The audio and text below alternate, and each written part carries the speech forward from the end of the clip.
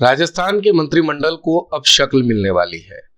16 विधायकों को मंत्रिमंडल में मंत्री बनाया जाएगा, जिसमें 12 होंगे कैबिनेट मंत्री और 4 राज्य मंत्री आपको इस मंत्रिमंडल को शक्ल मिलने के बाद देखने को मिलेंगे। लेकिन वो विधायक होंगे कौन? क्योंकि दरअसल जो छनकर के बात सामने आ रही है, निकल करके कई तथ्य जब कई सूत्रों से के हवाले से खबरें सामने आती है, तो ये पता चलता है कि उन विधायकों को जिनका नाम मीडिया में चर्चा में चल रहा है, उन्हें भी नहीं पता कि इस समय उनका नाम मंत्रिमंडल में है या नहीं। इसकी वानगी जोगेश्वर गर्ग के बयान के रूप में आप देख सकते हैं। जोगेश्वर गर्ग ने कहा है कि ये मोदी जी का पेपर है और ये कभी भी आउट नहीं होता है।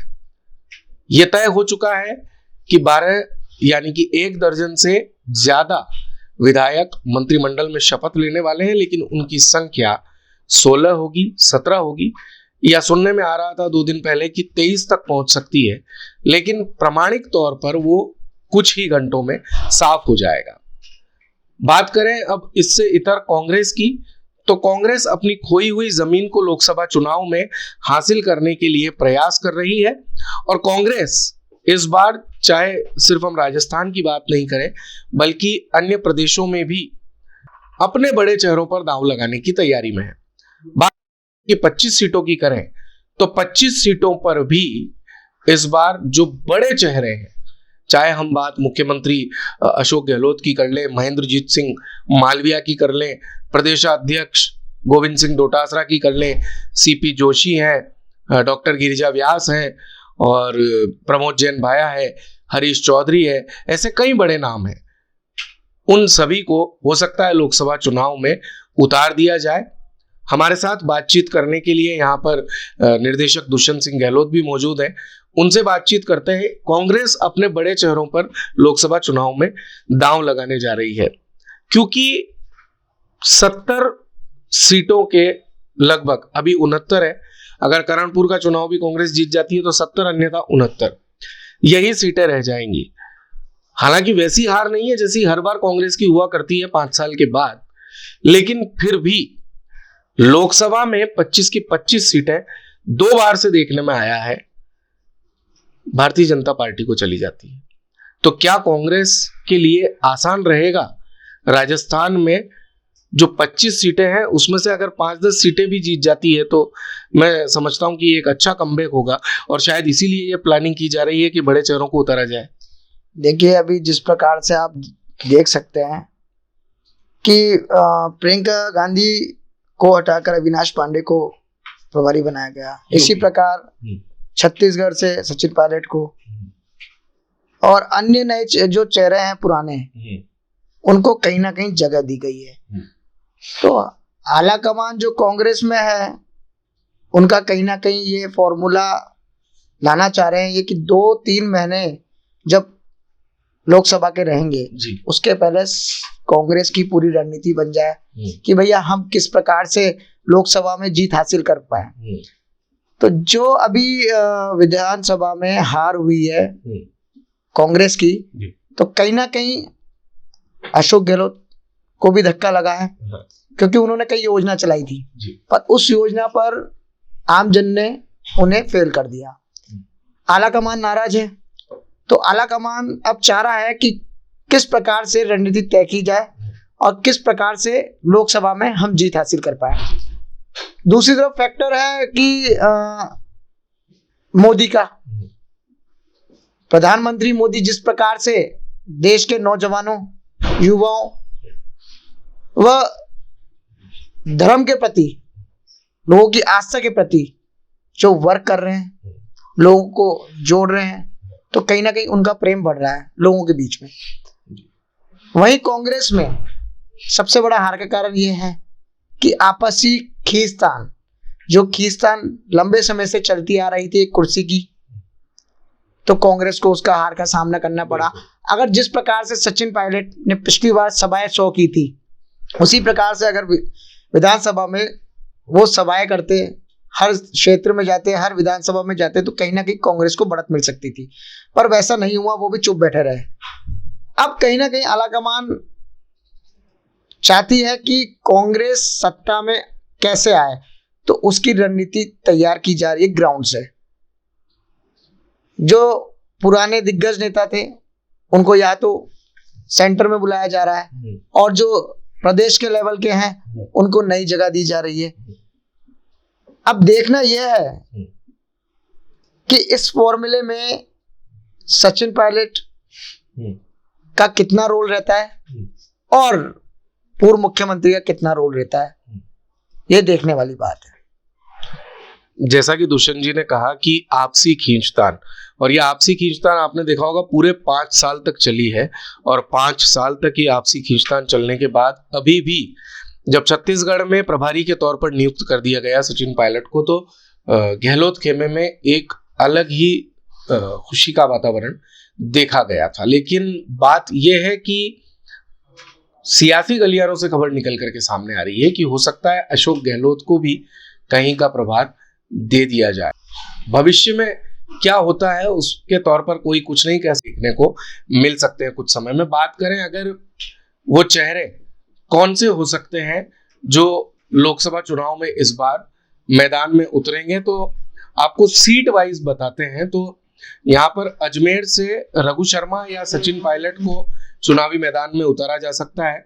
अलवर से भंवर जितेंद्र सिंह का नाम जो है वो यहाँ पर अव्वल तौर पर देखा जा रहा है। बांसवाड़ा से महेंद्रजीत सिंह मालवीय। महेंद्रजीत सिंह मालवीय के विषय में मैं आपको एक चीज और बता दूं कि हो सकता है, चूंकि कांग्रेस जो आदिवासी बेल्ट है उसमें अपना धरातल पिछले काफी समय से खो रही है, तो हो सकता है कि वहां पर धरातल को पाने के लिए, लोगों में विश्वास जगाने के लिए, आदिवासी वोट बैंक को फिर से अपनी तरफ करने के लिए महेंद्रजीत सिंह मालवीय को विधानसभा में नेता प्रतिपक्ष बना दे। इसके बाद बात करें बाड़मेर की, तो बाड़मेर में हरीश चौधरी या मानवेंद्र सिंह में से एक कैंडिडेट हो सकते हैं कांग्रेस की तरफ से लोकसभा चुनाव में। भरतपुर में अभी तस्वीर यहां पर साफ नहीं है। बात भिलवाड़ा की करें तो धीरज गुर्जर या अशोक चांदना, इन दोनों में से कोई एक प्रत्याशी हो सकता है। बीकानेर से गोविंद राम मेघवाल, शंकर पन्नू, इनके नाम पर दांव लगा सकती है पार्टी। चित्तौड़गढ़ से हो सकता है उदयलाल आंजना का अभी तक नाम जो है वो निकल करके सामने आ रहा है। चुरू से कृष्णा पूनिया या रफीक मंडेलिया, ये दोनों हाल ही का जो चुनाव है वो हारे भी हैं। श्रीगंगानगर से बात करें भरतराम मेघवाल या गोविंद राम मेघवाल, ये दो नाम सामने आ रहे हैं। जयपुर से महेश जोशी को हो सकता है, अभी आपको पता होगा हवा महल विधानसभा से उनका टिकट काट दिया गया था, हो सकता है महेश जोशी पर अब लोकसभा चुनाव में दांव लगा दिया जाए, नहीं तो प्रताप सिंह खाचरियावास का तो नाम वहां पर है ही। जयपुर ग्रामीण से भी हो सकता है प्रताप सिंह खाचरियावास या मनीष यादव में से कोई एक कैंडिडेट जो है वो सामने हो। जालोर में भारतीय जनता पार्टी से देवजी पटेल काफी मजबूत हैं, तो यहाँ पर अभी तक कांग्रेस से निकल करके कोई सामने नाम ऐसा आया नहीं है। झालावाड़ से प्रमोद जैन भाया को हो सकता है, पहले भी वो चुनाव लड़े हैं लोकसभा का यहाँ से, हालांकि उन्हें हार का सामना करना पड़ा था दुष्यंत सिंह के सामने, लेकिन इस बार फिर से उनका नाम यहाँ पर है।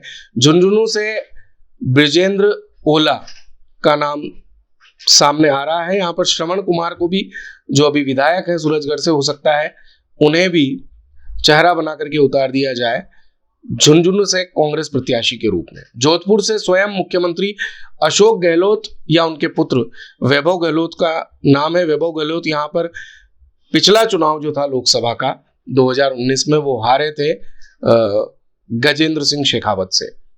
कोटा की बात करें तो यहाँ पर चौंकाने वाला नाम है शांति धारीवाल या राखी गौतम, इन दोनों में से एक हो सकता है। और कोई कंडीशन ऐसी बनी तो बूंदी का जो एरिया है वो काफी मजबूत है अशोक चांदना के लिहाज से, तो हो सकता है अशोक चांदना को भी यहाँ पर कैंडिडेट बना दिया जाए। नागौर अभिषेक जी, रामनारायण मीणा जी लगातार जनरल सीटों पर जीतते हुए आए, हो सकता है कांग्रेस लोकसभा का इनको टिकट दे और इनको लोकसभा का यहाँ से दावेदारी करा के चुनाव लड़वाए। लोकसभा का चुनाव पिछला रामनारायण जी काफी ज्यादा वोटों से हारे थे, तो लेकिन अभी तक उनका नाम जो देखने में आ रहा है उसमें तो है नहीं। हो सकता है मीणा मतदाता काफी ज्यादा है तो संभावना है कि रामनारायण जी का भी नाम हो। नागौर जो है उसको गठबंधन के लिए छोड़ना चाह रही है कांग्रेस, जैसा सूत्र बता रहे हैं, यानी कि संभावना है गठबंधन का अर्थ आप भी लगा सकते हैं, नागौर में गठबंधन अर्थात हनुमान बेनीवाल।